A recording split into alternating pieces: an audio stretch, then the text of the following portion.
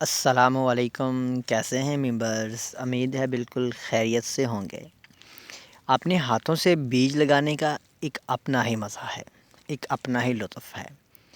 جب آپ کے ہاتھوں سے لگے بیج میں سے ننھے منی سی کونپلیں پھوٹتی ہیں، چھوٹے چھوٹے پودے نکلتے ہیں، تو وہ یقیناً آپ کا دماغی سٹریس کم کرتے ہیں۔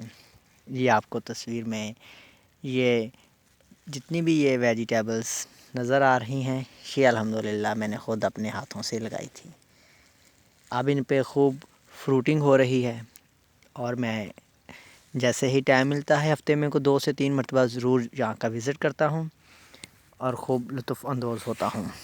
یہ دیکھیے پانی لگا ہوا ہے، کافی یہاں پہ گیلی جگہ ہے، تو زیادہ آگے نہیں جا پاؤں گا کہ میرا شلجم دیکھیے ماشاءاللہ سے اس کی آپ ہارویسٹ کرتے ہیں۔ یہ دیکھیے، یہ بالکل آرگینک ہے۔ یہاں سے میں نے کوئی اس میں ابھی تک کیمیکل استعمال نہیں کیا، نہ ہی کوئی اس میں ابھی تک پیسٹی سائڈ استعمال کیا ہے۔ یہ اس میں لہسن میں تمام کیاریوں میں صرف اور صرف گوبر کھاد اور مٹی تھی اور کچھ نہیں تھا۔ یہ مولیاں چیک کیجئے، ابھی ان میں سے کچھ کافی بڑی ہو گئی ہیں، ہارویسٹ کے قریب ہیں، اور کچھ ابھی چھوٹی ہیں۔ یہ ایک مولے بھی ہارویسٹ کرتے ہیں۔ یہ دیکھیے ماشاءاللہ، سبحان تیری قدرت۔ دیکھیے ابھی یہ یہاں پہ پانی ہے، بالکل صاف پانی ہے کھالے کا، بالکل صاف پانی آ رہا ہے ٹربین کا، اور یہ ہم یہاں پہ واش کریں گے۔